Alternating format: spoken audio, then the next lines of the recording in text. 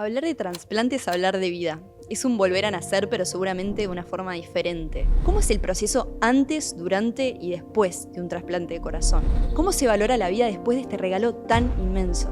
Hoy nos acompaña alguien que lo vivió de primera mano. Su historia nos inspira y nos sacude. ¿Están listos para latir con esta historia hoy? Eduardo Lalo Díaz, floridense de 63 años, presidente de la Junta Departamental con un trasplante de corazón, y Armando Cacciatori, director del Instituto Nacional de Donación y Trasplante de Células, Tejidos y Órganos. Bienvenidos. Muchas gracias. Buen día, muchas gracias. Lalo, ¿cómo empiezan tus problemas de corazón? ¿Qué edad tenías? Bueno, tenía 55 años, eso fue en el 2010. Comencé a padecer esta enfermedad cardíaca a raíz de una arritmia severa que tuve, y bueno, de ahí empezó el proceso de enfermedad. ¿Podés contextualizarnos un poquito como qué edad tenías, qué se sintió, qué es una arritmia severa? Que hace unos pocos minutos no teníamos ni idea. Cuéntenos cuál es la diferencia entre arritmia severa y si es lo mismo que un infarto, por ejemplo. Bueno, yo te puedo decir la experiencia que yo tuve, y después lo demás lo dejamos a cargo del doctor. Me ocurrió trabajando. Yo trabajaba en un establecimiento rural en la parte de mantenimiento de maquinarias, este, todo tipo de vehículos, camiones, camionetas, autos que tenía la empresa. Y bueno, este, fue casi al empezar a trabajar ahí que me sentí mal, y bueno, y de ahí perdí un poco la noción. Me llevaron al médico, y bueno, ahí me detectaron que había sufrido una arritmia severa, este, que a veces me decía la doctora que se genera por estrés, y bueno, un trabajo muy pesado, muy agotador. Y bueno, capaz que por ahí vino un poco la situación. Y bueno, y ahí, a través de estudios, se me detectó que tenía el corazón grande, dilatado, una cardiopatía dilatada. Y bueno, de ahí empezó todo el proceso. Y la diferencia no la sé, pero el doctor lo puede. Bueno, justamente. eh, la cardiopatía isquémica es una enfermedad que afecta al corazón y que tiene que ver con un déficit en lo que es la circulación destinada para ese órgano para que pueda cumplir con las funciones que le corresponden. Está vinculada a una serie de enfermedades, ateromatosis, hipertensión arterial, diabetes, son todos factores de riesgo para generar la cardiopatía isquémica. Esta cardiopatía isquémica es la que puede dar lugar a la angina de pecho o, en su caso más grave, al infarto agudo de miocardio. Por otro lado, la cardiopatía isquémica puede ser causa de arritmias cardíacas, que son trastornos en el ritmo cardíaco que pueden ser, como conversábamos hoy, algunas veces benignas, pero hay algunas veces que pueden ser malignas. ¿Y a qué se denomina eso? Cuando son capaces de generar una situación que se llama fibrilación ventricular, que corresponde a el paro cardíaco. Eso es un poco la situación. Hay veces que pueden existir situaciones en que la arritmia no tenga relación con una cardiopatía isquémica y puede producirse por otras causas. Lalo, comentabas un poco que te sentiste mal en el trabajo, te hacen exámenes, te dicen que tenés el corazón grande y ya en ese momento te dicen que necesitas un trasplante de corazón. No, no. Ahí yo empecé un tratamiento con cardiólogo, que ahí se me suministró medicación por el problema de la arritmia y todo eso. Y bueno, y ahí fue todo un proceso. Después empecé a tener problemas por el mal funcionamiento. Hablo en base a lo que me explicaron los doctores, ¿no? Empecé a generar líquido debido al mal funcionamiento del corazón, que se me iba a los pulmones. Y a veces sufría esas crisis de ahogo, de tos de ahogo. Y bueno, requería una internación de 10, 15 días. Ahí por procedimiento de medicación, a través de una bomba y eso, se me iba sacando el líquido y bueno, volvía a la normalidad y bueno, ahí me daban de alta, volvía a trabajar y bueno, y así. ¿Y en qué momento te dijeron necesitas confirmado un trasplante? ¿Te lo esperabas? Bueno, un poco una enfermedad progresiva el tema de el agotamiento físico, el sentirme cada vez más agotado, y bueno, hasta que un día llegó ese momento yo tenía esa secuencia de internaciones y un día, bueno, em, llegó un día que me internaron y ya no dio para que me dieran el alta porque me sacaban la medicación y no podía estar sin la medicación, me sentía mal. Este, y bueno, y ahí se empezaron a hacer estudios como ecocardiogramas y cosas. Y bueno, me fui a hacer un ecocardiograma y el doctor del eco me dijo que bueno, que lo mío no era operable, no era. Y bueno, volví al sanatorio, que yo estaba en Comeca en ese entonces, en Santa Lucía, que tiene dos dependencias, Canelones y Santa Lucía. Yo estaba en Santa Lucía, me llevaron a Canelones, me hicieron ese ecocardiograma, volví allá y bueno, la doctora conversó conmigo y me dijo que no era operable, bueno, que a base de medicación tenía que ir diurético y esas cosas, tenía que irla llevando y bueno, este, y bueno, ya en el 2014 yo dejé de trabajar, ahí me jubilaron por incapacidad, porque no podía trabajar más y bueno, seguí con ese tema de las internaciones y ya estando jubilado, con mucha discapacidad, vamos a decir, para moverme, caminaba muy poco. ¿Te agitabas? Sí, ¿Eso sí, sí, era sí, lo que sí, te sí, pasaba? sí. Muy limitado estaba en mi accionar, vamos a decir. Y bueno, la última internación ya de ahí no me dieron más el alta y bueno, incluso un día probaron a mandarme un fin de semana a mi casa sin la medicación, que me desconectaron de la medicación que yo estaba teniendo por bomba y bueno, fui a mi casa y no aguanté y tuve que volver. Y bueno, de ahí conversamos un día con otro cardiólogo que era Sergio Mango y me dijo si yo estaría dispuesto a un trasplante y le dije ya. Y me dice, no, tenés que pensarlo, tenés que hablarlo con tu familia, Le digo, yo no tengo que hablar con nadie, no tengo que pensar nada. Si es una opción de poder seguir viviendo, ya la tomo. Y bueno, y ahí habló al americano, se concertó que yo viniera a, a Policlínica Cardiovascular ahí, y bueno, y que los doctores me evaluaran a ver si yo estaba para un trasplante, y bueno, de ahí ya se decidió y ingresé a lista de espera normal, vamos a decir, hay dos listas, una urgente y otra, no lo sé cómo. Sí, si me permites, Por favor. justamente complementando, y ya te dejo nuevamente, Lalo. En la lista de espera, y específicamente estamos aquí hablando de trasplante cardíaco, se catalogan las personas en electivos, que significa aquellas personas que están compensadas, que están con un tratamiento médico que permite que puedan realizarse su tratamiento en forma ambulatoria en domicilio.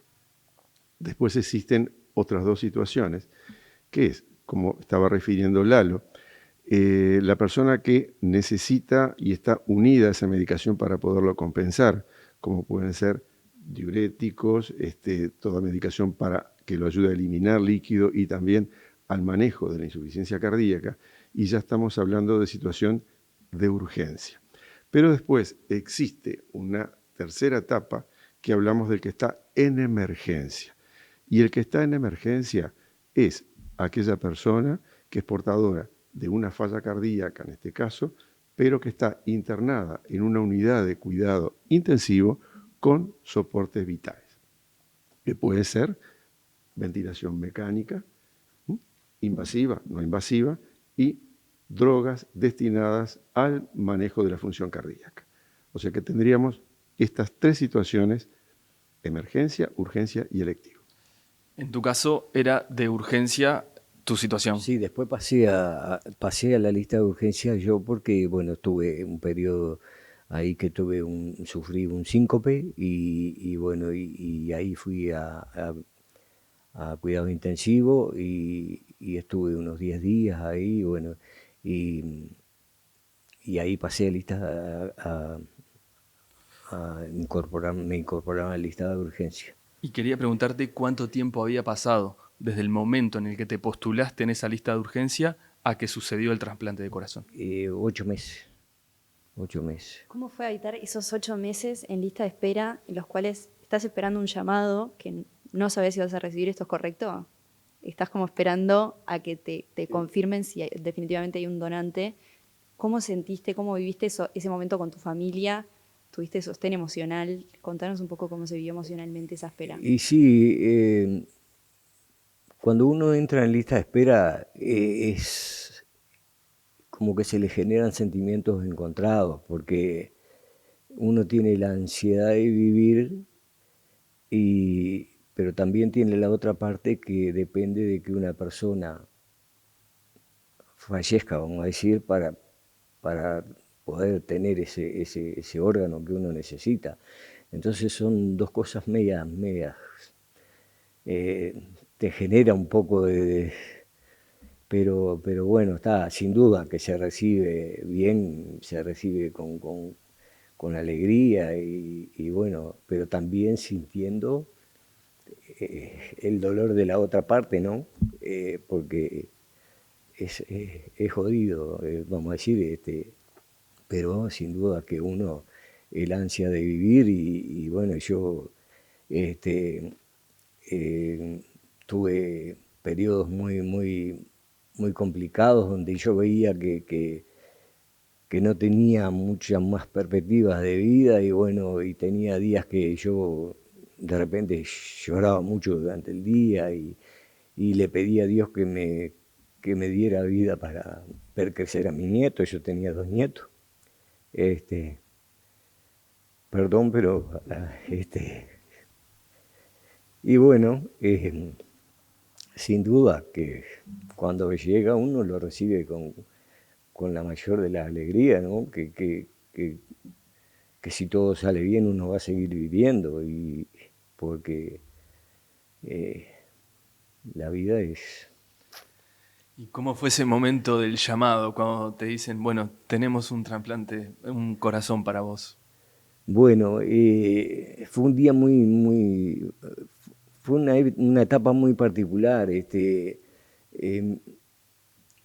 Nosotros somos una familia muy unida, tengo 2 hijas, 2 nietos, tengo hijas grandes, la mayor tiene 43 y la chica tiene 38. Y bueno, ella en el periodo de mi enfermedad, la última que tuve 3 meses internado, hasta que me salió el trasplante, ellas abandonaron estudio, abandonaron trabajo, estuvieron siempre conmigo ahí. Y bueno, solían aferrarse a fechas, por ejemplo, para que eso se diera, que son cosas que uno busca como refugiarse en eso, ¿no? Y ella, mi señora siempre me decía, puede ser en el cumpleaños de papá, puede ser en el cumpleaños de tu hermano que viene ahora, ¿no? Manejando más o menos las fechas que se daban en ese momento. Y bueno, ese día, yo tenía ya, en ese momento, estaba muy limitado y yo, por ejemplo, cuando entré al sanatorio me bañaba solo a lo último ya me bañaban sentado en una silla, porque no me daba ni para eso ya, ¿no? De tener la energía para poder ducharme solo. Bueno, ese día ahí se turnaban mis hijas y mi señora para estar conmigo y estaba mi hija la mayor conmigo y en un momento me dice, yo ese día había amanecido muy mal, como otros días, que no tenía ganas de nada. Ese día no había querido levantarme a bañarme, no había querido desayunar. eh, y bueno, en un momento mi hija me dice, papá, voy a ir a comprar algo abajo, eh, una media luna o una empanada para comer algo, y si vengo enseguida, ¿sabes? Y bueno, y se fue, y dice, te dejo el teléfono acá arriba de la cama. Bueno, y me dejó el teléfono al lado mío ahí. Volvió ella y se puso a comer una media luna ahí, una empanada. Este, que también esa empanada después tiene una historia, ¿no? La mitad de la empanada. Eh, en un momento suena el teléfono y como ella estaba comiendo lo agarro yo y lo miro, un número que yo no conocía, y le dije, mirá, es un número desconocido, yo no tengo ganas de hablar con nadie, atendé vos si querés. Y bueno, agarra el teléfono de ella y empieza, hola, sí doctora, no me diga doctora, ¿en serio doctora? Y yo ya vi, ya digo, bueno, acá, y bueno, ahí me zamarrió un poco y papá, salió el donante, salió el donante.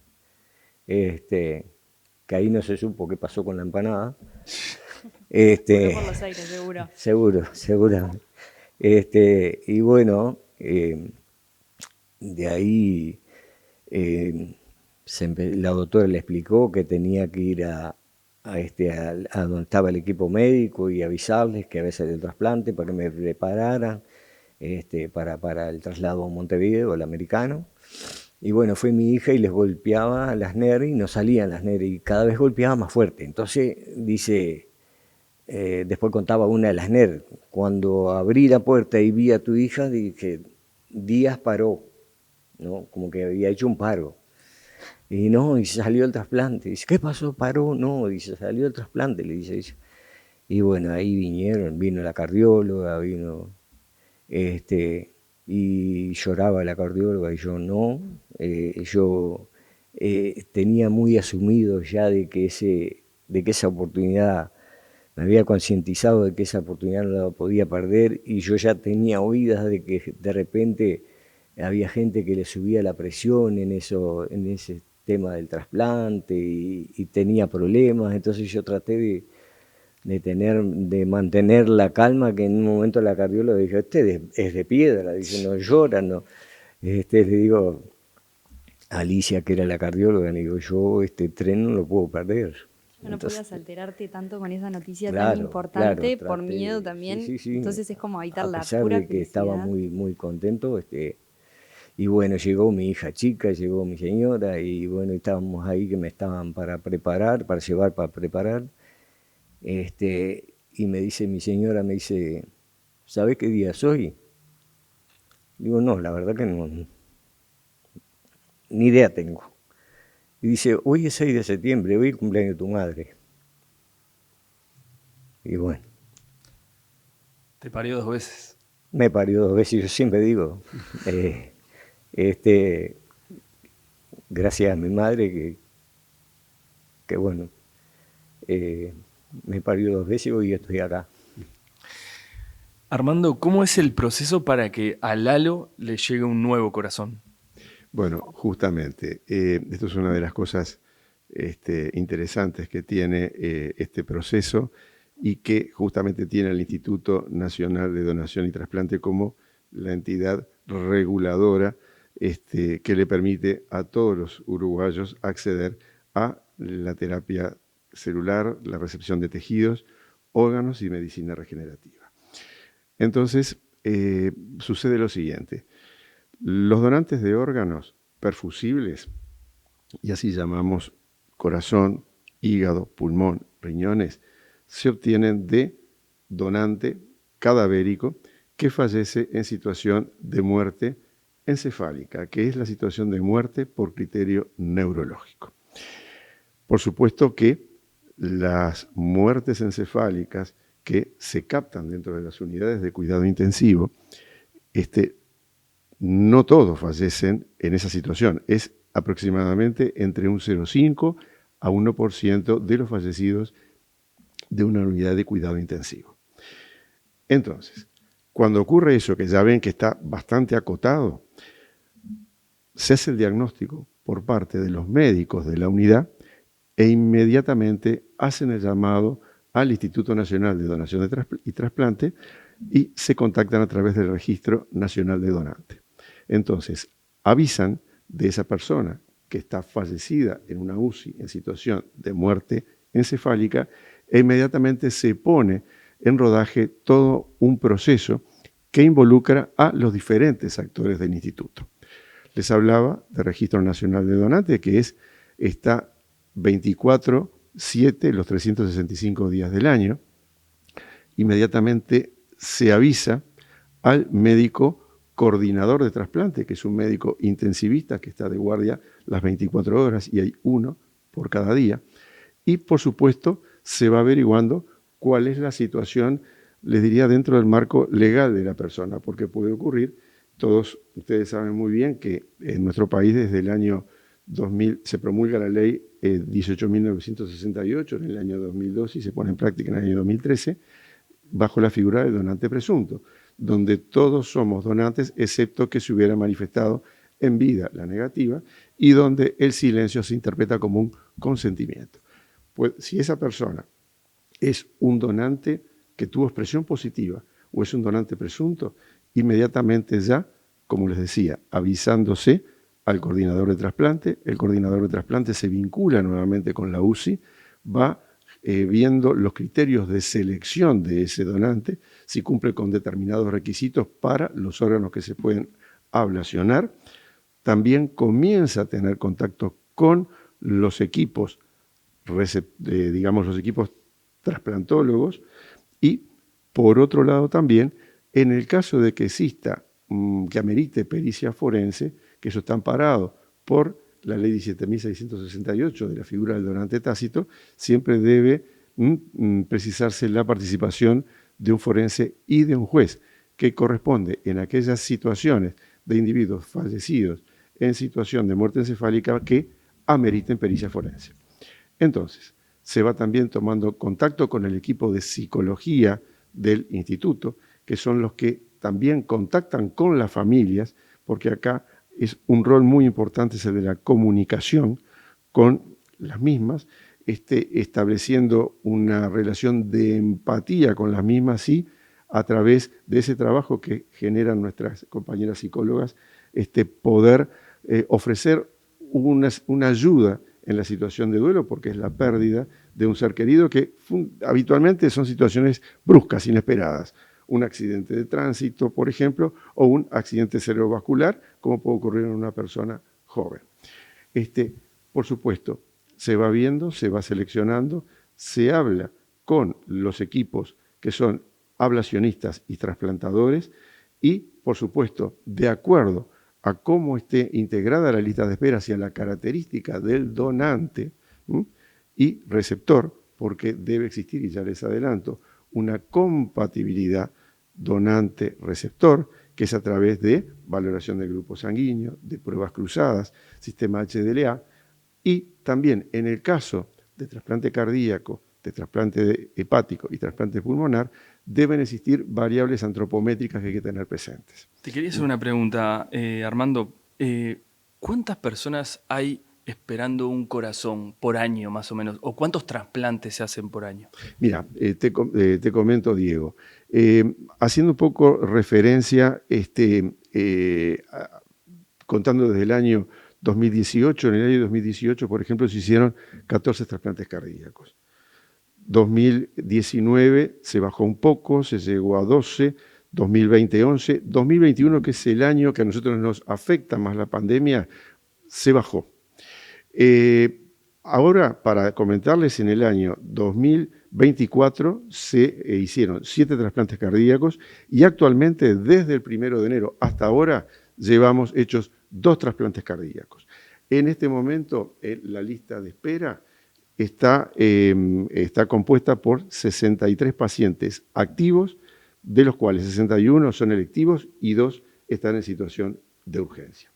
Y si me permite, para ir terminándote el proceso anterior, se van viendo, se va trabajando con los equipos y después se asigna al equipo que corresponde el receptor, se hace todo el esquema logístico para el traslado y ahí siempre quiero destacar la ayuda que nos da la Fuerza Aérea. Si se viene desde el interior y muchas veces, como ustedes saben, hay receptores que están en la zona rural viviendo, la Fuerza Aérea ayuda muchísimo, también las Fuerzas Vivas, la Policía Caminera, y se puede trasladar de manera por vía terrestre y el resultado es llegar al centro donde va a implantar, allí va el receptor, se realiza el implante y el resultado final es poder obtener una persona nuevamente útil y de hacerle esta devolución a la sociedad, de una persona útil y con buena calidad de vida. Wow, tremendo todo el desarrollo y el equipo que hay detrás de esto. Perdón, ¿cuántos niños hay, doctor, en esa lista? ¿Cómo no? Lalo, hay 3 niños en lista de espera que se consideran entre hasta menores o iguales a 14 años. Hay 3. No, hacía la pregunta porque es un tema también interesante, el tema de los niños, porque pasa por otra voluntad, no pasa por la voluntad de nosotros, por ejemplo, los mayores, en cuanto a la donación, ¿no? Que es un tema... Sí, los mayores a cargo tienen que avalar si ese niño es considerado como donante o no. Por eso yo resaltaba un poco el tema de la familia del donante, ¿no? Que tú me preguntabas si yo conocía la familia del donante y sí me gustaría conocerla y si tiene madre, saber que esa madre sepa que el corazón de su hijo, por ejemplo, le dio vida a una persona, yo qué sé, trabajadora, un padre, un abuelo, un esposo. Entonces, para que en esa medida un poco aliviaría el dolor de esa familia, ¿no? Saber todas esas cuestiones.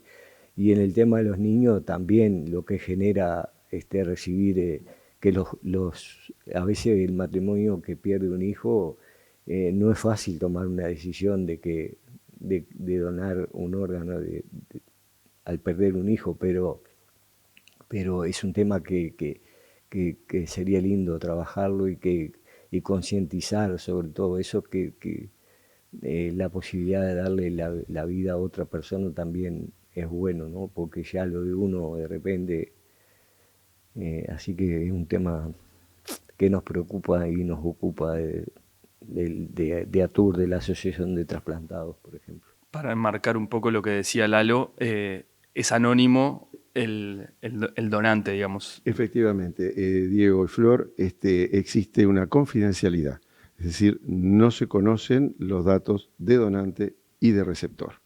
Es decir, es una cosa que es un hecho que respetamos mucho, que por supuesto es histórico y que le otorga mucha transparencia, cristalinidad y seguridad al proceso.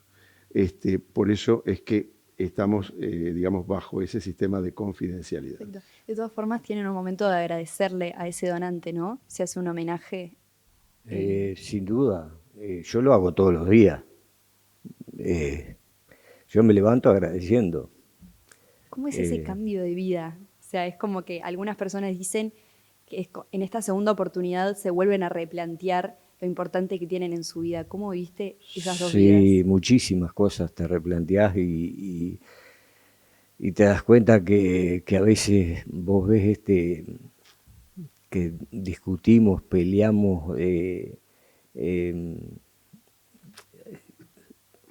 esa de repente avaricia por lo material y yo siempre digo que podía haber sido millonario y a nadie le compraba un corazón.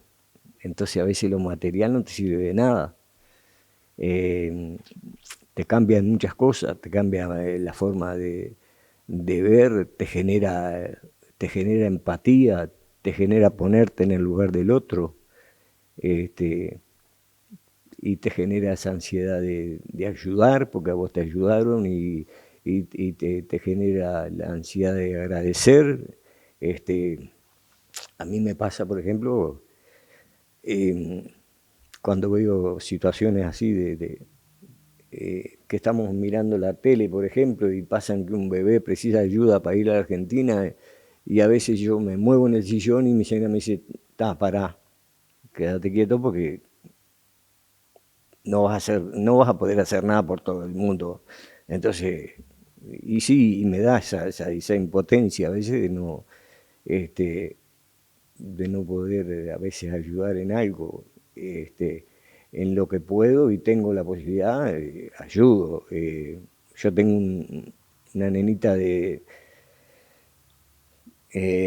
por ejemplo, que vive acá en Montevideo, en Camino Mendoza, ahí, que fue trasplantada de corazón, y cuando lo vi en la tele, le mandé mensaje a la madre, la quería conocer, bueno, la llevé a homenajes al donante, traté de ayudarla en lo que he podido y bueno, pero te genera eso, sí, sí. Y bueno, y también un hecho anecdótico, que es, un día me encuentro con un matrimonio, el hombre, habíamos sido compañeros de trabajo, y el hombre me presenta a la señora, y la señora me dice, ¿le puedo hacer una pregunta? Dice, ¿le cambian los sentimientos? Y no, le digo yo, porque los sentimientos no salen de... Y después uno se pone a pensar, porque te cambia, te cambia, te cambias. De hecho, ciertas personas dicen que el corazón, las células tienen memoria. ¿Has experimentado algún tipo como de recuerdo? Si otra persona se siente diferente, ¿sentís algún cambio? No, no sé, capaz que sí, no lo que sí esto me ha generado es mucha empatía, mucha ganas de ayudar. De hecho, mi ingreso a la política fue un poco también el tema de poder ayudar desde lo político que aunque es medio difícil, pero bueno, tratamos. Pero sí, en lo personal y en lo particular, igual doy lo que me puede servir. Mi señora me dice, mañana, si mañana lo llego a precisar, y bueno, si mañana lo llego a precisar, lo buscaré por otro lado, pero doy. Y Sobre un bueno, propósito, digamos. yo pienso que es una forma de agradecer. Yo soy completamente agradecido, y todos los días me levanto dando gracias a Dios y gracias a mi donante, todos los días. Lalo, ¿qué mensaje le darías a aquellos que no quieren donar, digamos, que se ponen en la no lista?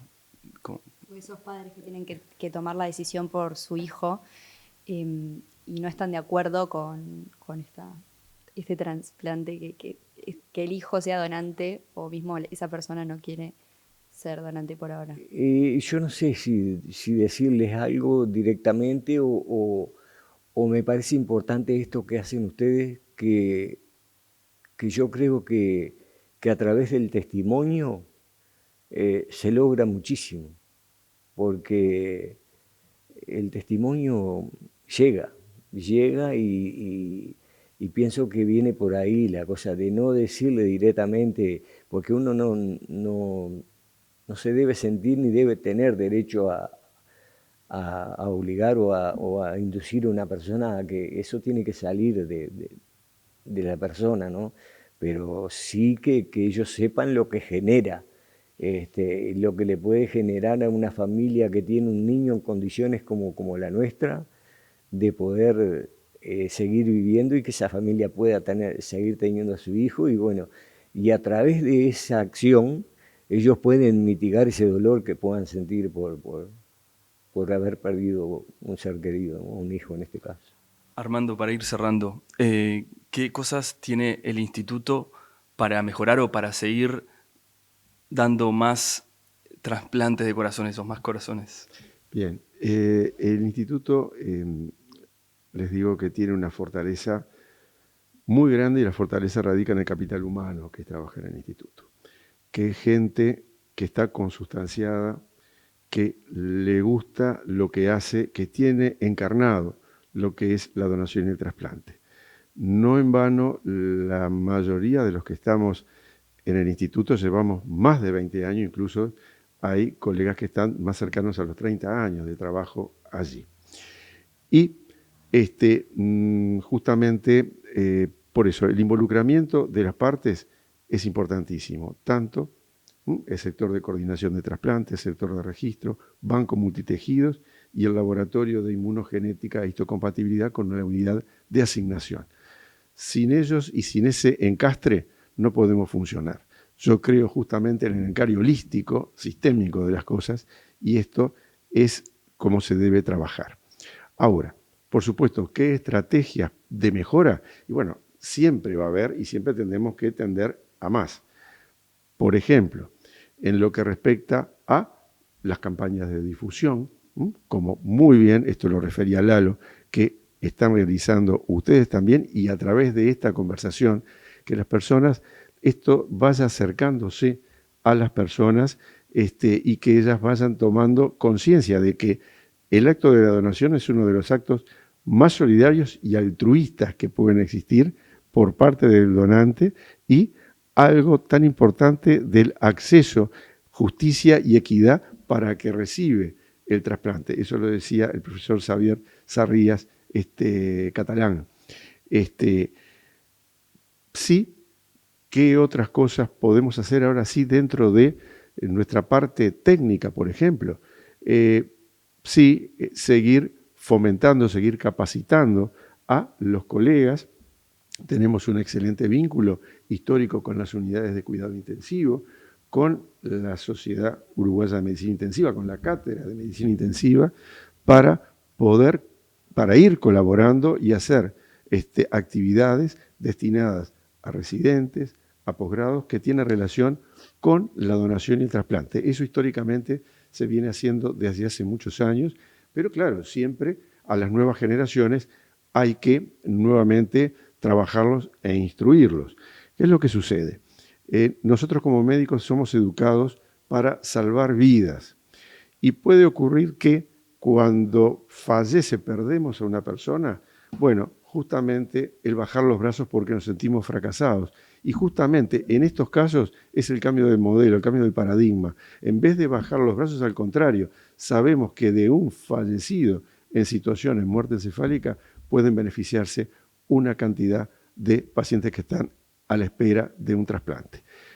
Por otro lado, también, aparte de todas esas actividades de formación en la parte específica de medicina intensiva, está también las actividades que realiza el grupo de psicólogas del instituto, que han generado actividades para la comunicación de malas noticias, que no solo es aplicable a lo que es donación y trasplante, sino que es aplicable a todo lo que hacemos los médicos en todas las especialidades, porque tenemos que aprender a comunicar, y a comunicar a gente que está ingresada, por ejemplo, en una sala, pero que el familiar puede de repente no comprender, y uno tiene que tomarse el tiempo para comunicar. Y por supuesto, si estamos en situaciones tensas, como puede ser en un CTI, donde hay que comunicar malas noticias, bueno, aprender a realizar esa comunicación en base a lenguaje gestual, al poder decodificar lo que se le quiere explicar, y también hacerlo, como decía Lalo, con esa empatía y con esa continencia. Por supuesto que también, para mejorar, tenemos los ejemplos de países que son líderes, como el caso de España, que hemos tenido oportunidad de hacer el Máster Alianza. Yo lo hice en el año 2007 en el Hospital Universitario Central de Asturias, el UCA, y tuve de tutora a Dolores Escudero. Tenemos colegas que son enviados al exterior para realizar este Máster Alianza.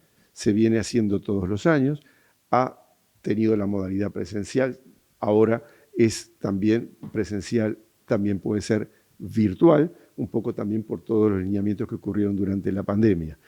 Por otro lado también ese apoyo de la ONT que es la Organización Nacional de Trasplante de España, que nos ha ayudado y que nos permite el contactar a través de reuniones, como es de la Red Consejo Ibero-Panamericana de Donación y Trasplante, de poder tener los adelantos y las propuestas y apoyar. Y una cosa que es justamente lo que seguramente nos permita, porque ya España está trabajando en eso, obtener más donantes de órganos perfusibles es una nueva modalidad que permite la captación la procuración de órganos en un ámbito diferente a la muerte encefálica, que es la donación en asistolia controlada, que lo dejo por acá. Formó parte de mi plan de trabajo como titular académico del instituto y que es algo que tenemos mucha fe. Muchísimas gracias por acompañarnos en este episodio y nos vemos en un próximo episodio de MP Talks. Muchas gracias.